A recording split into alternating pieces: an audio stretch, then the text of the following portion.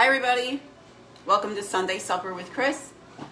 I'm so looking forward to doing this again for you. I love the feedback that I got last time and I had so much fun. It's really the most fun that I have whole week is cooking when I get to do it. Anyhow, I'll give everybody some time to jump on, get all your ingredients together. And I'm lucky enough to have my sister with me this weekend so she can help me. She can field my questions for me. And we can get started. So, I think you have to turn the camera.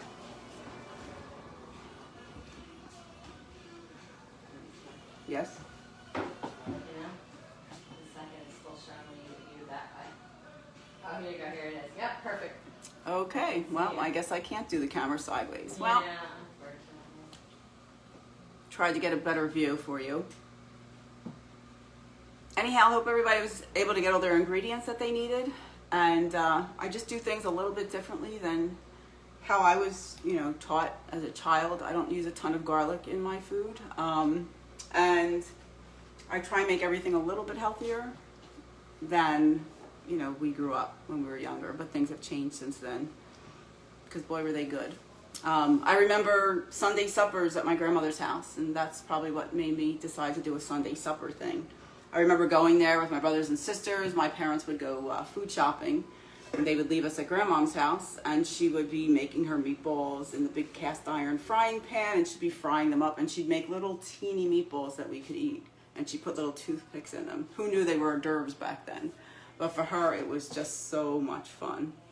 And we loved Sunday supper. What do you remember about that, Tone? I remember... Well, see, here I go. When we would always have wine, and Grandpa was always a homemade wine, but for us kids, he would always put the grape soda in there. So I think as an adult, when I started drinking wine, I always had the taste for sweeter wine because of it. Oh, okay. So there you go. We all have a different recollection of our childhood.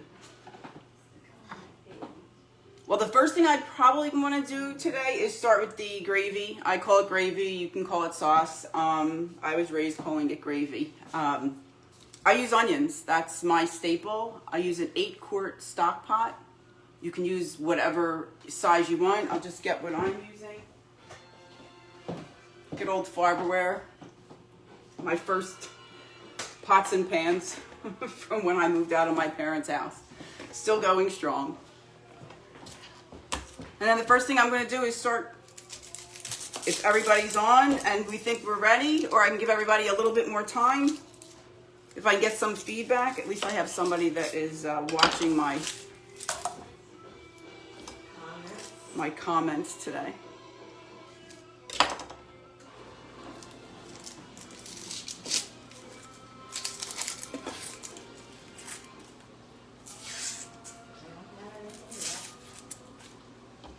I see a few people that have come on. Janine, Jen, Ed. Hi, guys.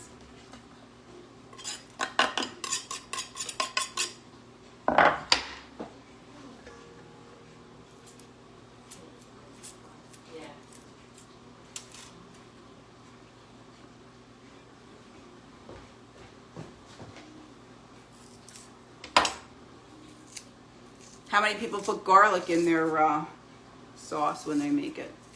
Their gravy.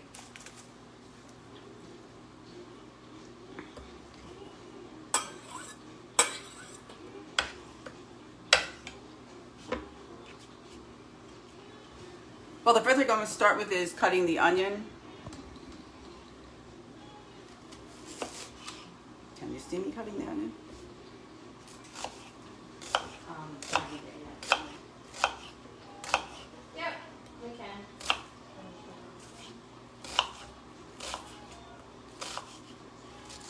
The other thing I don't use a lot of is oil. I mean, there's really no reason to put oil in a pot to cook the onions. You can do it with water. Save some calories there. It doesn't make it taste any different, I can assure you.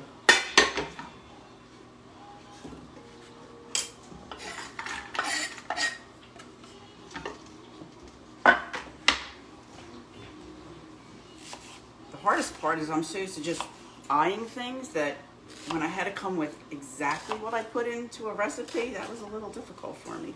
The spices, I'm not gonna lie, I don't think I've ever measured a spice to put in my meatballs. And even doing the onions, I think 2 medium onions will do it. I usually look to see how it lines the bottom of the pot.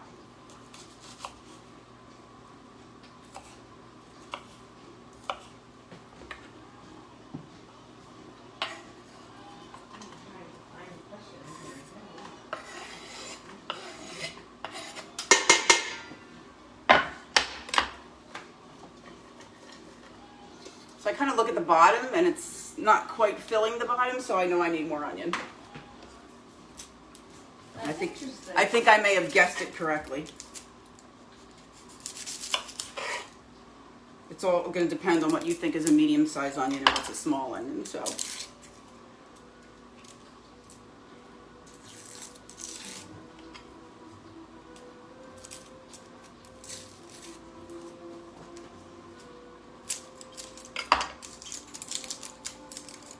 Oh, I wanted to just put something out there. I was going to do a segment for Easter bread. I had a couple people ask me, you know, what are you doing? Are you going to do something for Easter? Well, if I'm doing this every other week, which is what I wanted to do, it would fall on Easter, and my breads need to be made before Easter. I'm just throwing it out there. We don't need to do it, but I was thinking maybe to do it that Friday, maybe that Friday night, Good Friday. I could do it starting at 5 o'clock to do Easter breads, and then you all have them for Easter or to give away. I've not ever made Easter bread. Remember we used to make the coconut Easter eggs for the kids, the chocolate covered. Yes, with wax in them. Paraffin. Paraffin, yeah. Mm-hmm.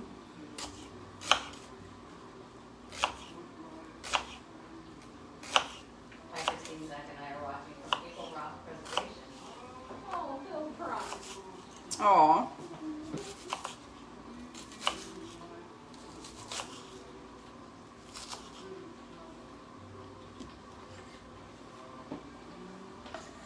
I hope everyone likes that to cook. I mean, I don't, if you're on here, I'm assuming that you do, or you're just trying to hone in your skills.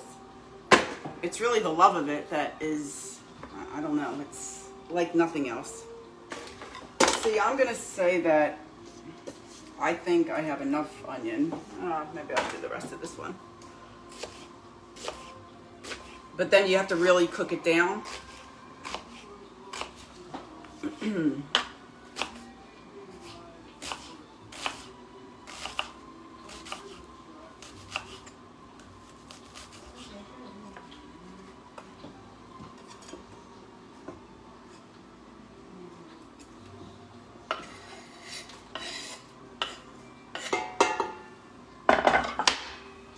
Okay, so if we're looking at it, the entire bottom of the pot is pretty much filled. I don't want it to be double layered. I want it to just kind of cover the bottom of the pot. And then I'm just going to add a little bit of water for now, and then I'm just going to stick it on the stove and let that start to simmer.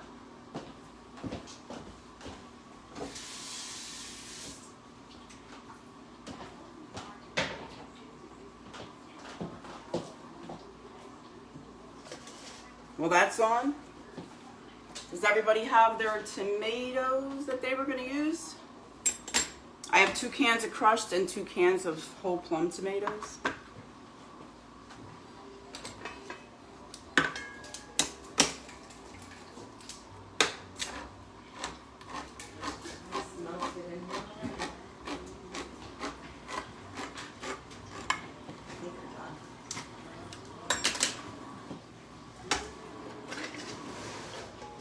And I'm just going to pour them in here.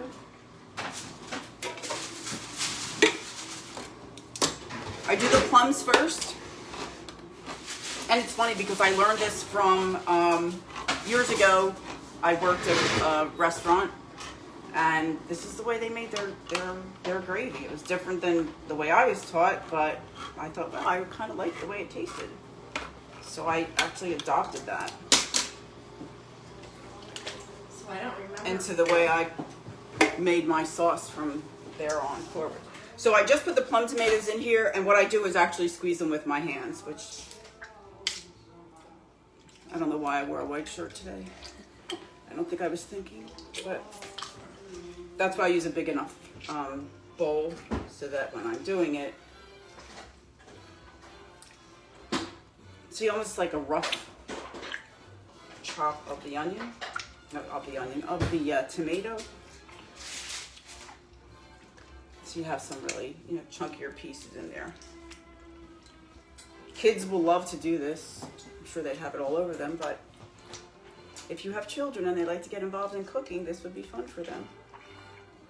For you, I'm not so sure.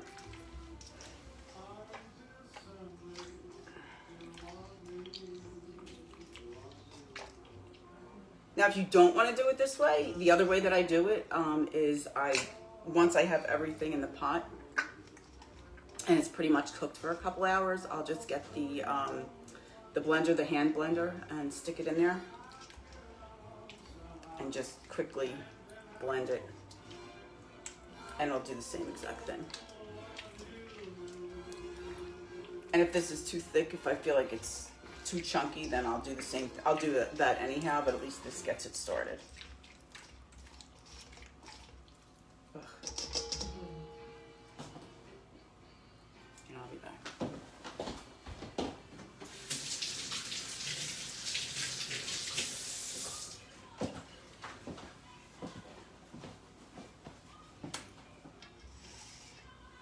And then I'm just going to open up the crushed tomatoes.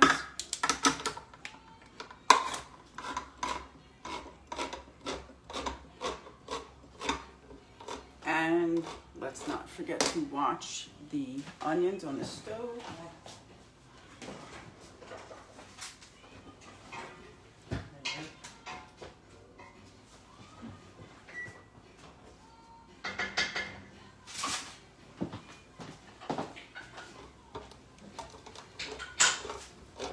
The onions should be transparent.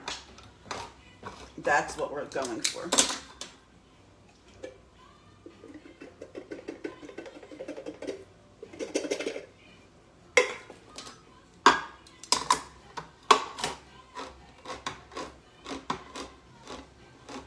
My mom has this fancy opener at her house. I can never for the life of me figure out how to use it. They have got all the gadgets. And I'm like, Mom, you have to open the can. I can't do it. The old ones, they're the best.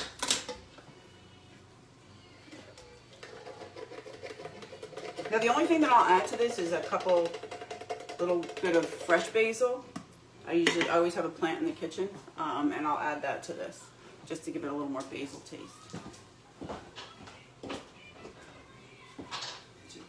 Let them see the stove.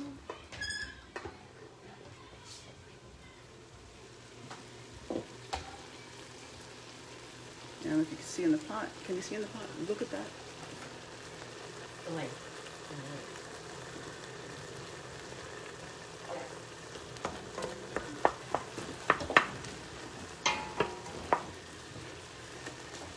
Is it steaming it up? Well, you get the idea. I thought it was only my glasses that steamed up every time I did this. All right, there we go. We're coming back. That was funny.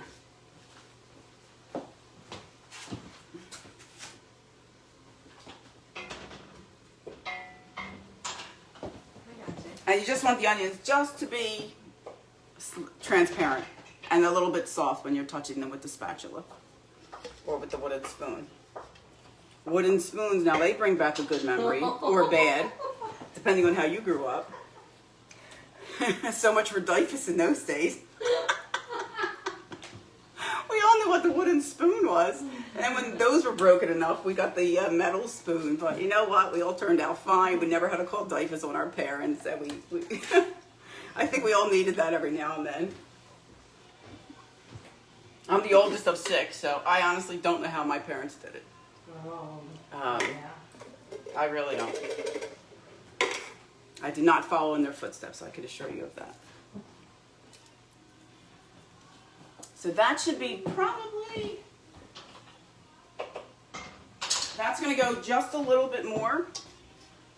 I'm going to put this on the side because then I'll dump it in once it's ready.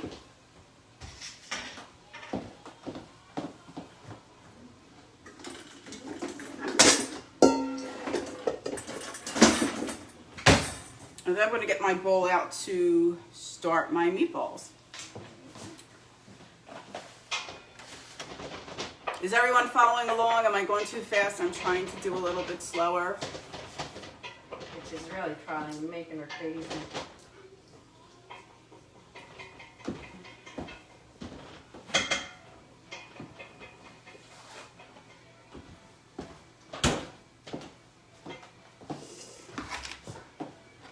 Now, I know I gave everybody the option. I use ground turkey. That's what I prefer. Who uses beef? Who uses veal, beef, and pork? That little combo that you can get in the supermarket. Whatever you feel like having. I mean, it's your choice. I have a couple friends that make them vegan, they're delicious. I have had them at their house, and I was totally amazed at how good they were. So, whatever your preference.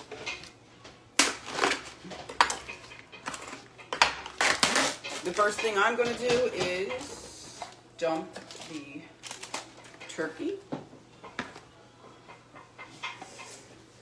And then we're going to get a 1/4 cup of, I use pecorino romano for everything. That's my cheese of choice.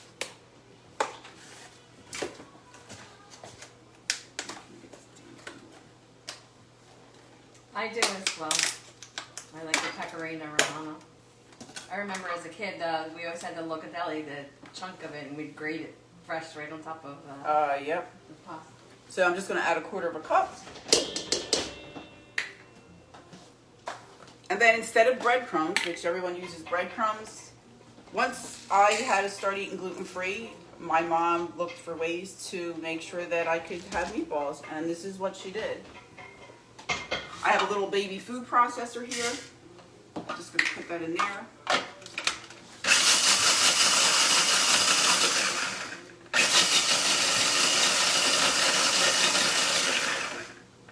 And you want to chop it until it's fine.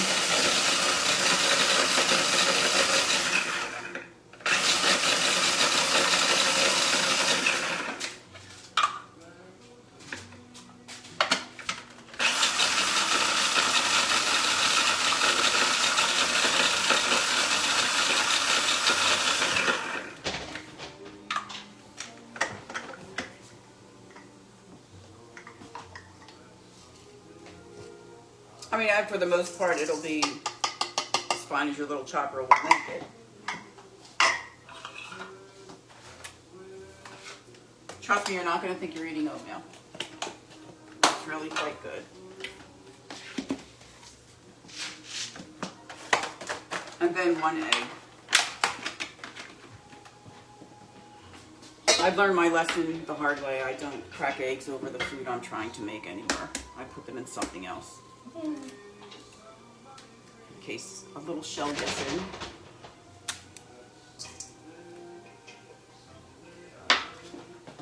Now here's the hard part for me. How much garlic powder? I don't know. That's the only thing I put garlic in is this. And I'm just going to say, you kind of feel it. I don't know. Maybe it was a 1/4 teaspoon of garlic powder. Maybe a 1/2 teaspoon. Parsley, that I usually do in my hand. I'm going to say it's at least a teaspoon. That's at least a teaspoon of parsley. Garlic, I guess, is going to be to your taste. Since I'm not a big fan of it, it's always going to be less than everybody else. And I'm going to say probably maybe a 1/2 teaspoon of basil. And then you're just going to get it all together and you're going to form it into meatballs. But before I do that, I'm going to line a baking pan with parchment paper. And you should be putting your oven on 350. Oh, of course it's a teaspoon.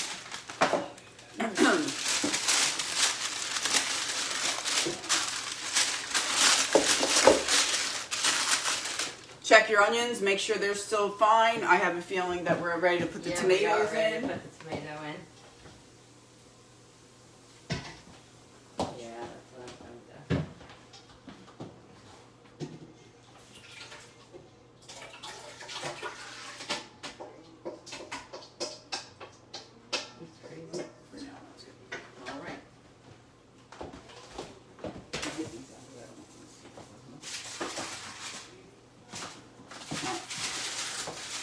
You should be able to get about 8 meatballs out of your out of 1 pound of whatever meat you chose to use.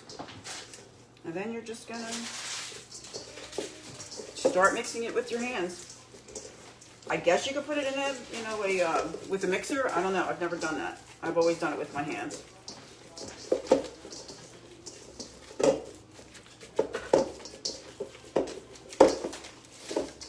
And you just want to make sure that all the ingredients are mixed completely through.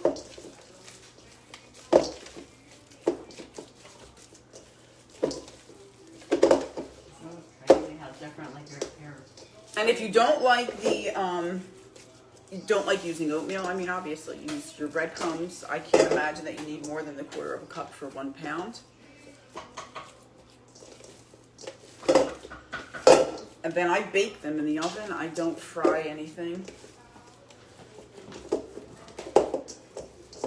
So don't forget, put that oven on 350. Let's get that started.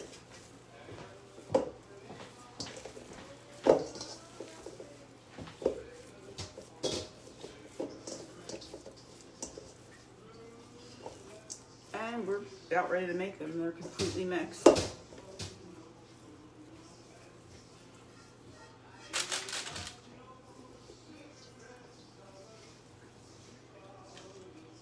So there's always been the question about how long do you cook your gravy? Oh, how long do you cook your gravy? I'm going to say a minimum of 2 hours. I mean, we're not eating this for a while. Yeah, that was the fun part, you know. Again, my fun day is, you know, go to church, come home, and then start a pot of gravy. And then have the smells. And of course, the best time was always, you know, during football season. It seemed like the perfect way to have a Sunday.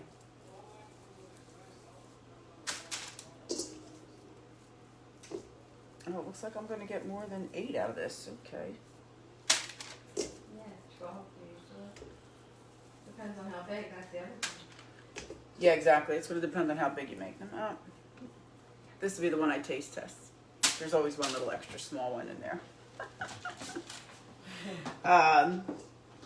And that's pretty much how you're doing the meatballs. You have it on the parchment paper. Make sure your oven is up to 350. I'm just going to wash my hands quickly.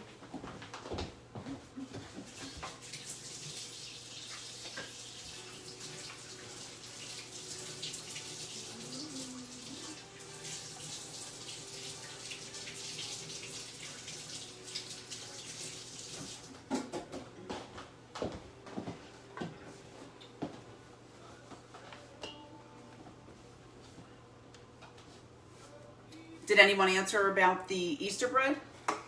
No, we do Okay. not. I also threw a question out there, who calls it gravy and who calls it sauce? Mm. Justin Nim said it looks yummy. It's almost as if you are an Italian.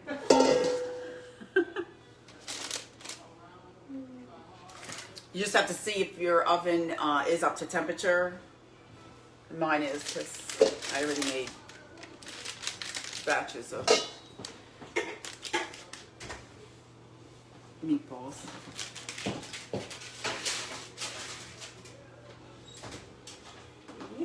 And I'm going to say at 350 for about a half an hour if they're that small. It shouldn't take longer than that. I put in other batches before I started this today just because I like to have them and then I freeze them. But that's totally up to you. For me, we're so used to doing everything in big quantities. I came from a big family, so we never did anything small. You always had leftovers, and you never knew who was going to come over. So you always wanted to make sure you had extra food for everybody. So Justin says a true calabrese. Mary Lou Cirillo, what is the Easter bread? I didn't hear it. So you want to repeat what your question was? So Mary Lou, the Easter bread, I make Easter bread every year. I don't do the one with the egg, which you can if you want. You can incorporate the egg when you braid it. I don't. I kind of make them look like a little bunny head when I make them, and then I put the nonpareils on them before I bake them in the oven. Oh, excuse me, after I bake them. They're good. They taste like a cookie. They're almost like a biscuit and a bread at the same time. It's not a soft bread, but they're They're really good. And I don't make anything small. That's a pretty big recipe. I'm gonna have to figure out how to make a smaller portion of it if I decide to do that. But I wanted to get some feedback.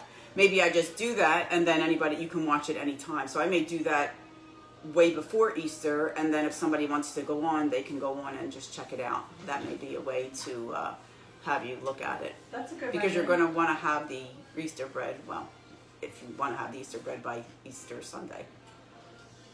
So you'll just post it up into the group. I can post it up into the group. I can do a video and then just post it in the group, and whoever wants to watch it can. I also think these are going to YouTube, so people can look at them anytime. Looking for suggestions for some of the other ones. Again, we're getting close to summer now. I don't really like to make heavy meals. I like to make a lot lighter meals. The next Sunday supper that I'm definitely going to make in my head is a scallop dish. It's scallops with a chickpea puree underneath and braised fennel on top. It's a really good dish. It's light, it's easy, and it's great for the summer months. Of course, this whole dinner I'll have a nice salad with it. Everybody makes different salads. I'm a big fan of salad. I have, that's the one thing that for all the big family meals, I was the one always in charge of making salads. I like salads. It's a great way to either begin your meal or end your meal or both, But I always get great ideas. Even at restaurants, I love to see how they're melding flavors together when they make them. So I'm always curious to see what they're going to put in a salad. There's one salad that I remember having, which was sliced like blood oranges with pepper, fennel, and olive oil. Oh my God, it was such a great salad. So I actually incorporate fennel a lot in my salads. I love that sweet licoricey taste in it. It's really good. And I have to tell you, there's a place called Seasons Olive Oil and Vinegar in Morristown, and they have some of the best oils and balsamics. Really, it's like a wonderland when you go in there. And if you love to cook and you like to do all that stuff, it's fun for someone that likes to cook. And it's great gifts. I've given those gifts away to people.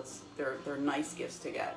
I never mind. I have even now I have a Sicilian lemon. I have a honey ginger. I have a honey ball orange balsamic. They're great. They're great balsamics, and they go with a lot of different things. I've poached pears with I think the honey ball orange one time, or the honey ginger, just to have like a lighter dessert at night with a dinner. Well, the oven is up to temperature. The meatballs are in. I want to say enjoy. Enjoy your meal today, whatever you decide to make it with. I'm personally going to use the Trader Joe's has a cauliflower gnocchi, and they have a kale gnocchi, which I'm actually going to show you so you see. Lauren B. Chapin, we would love that.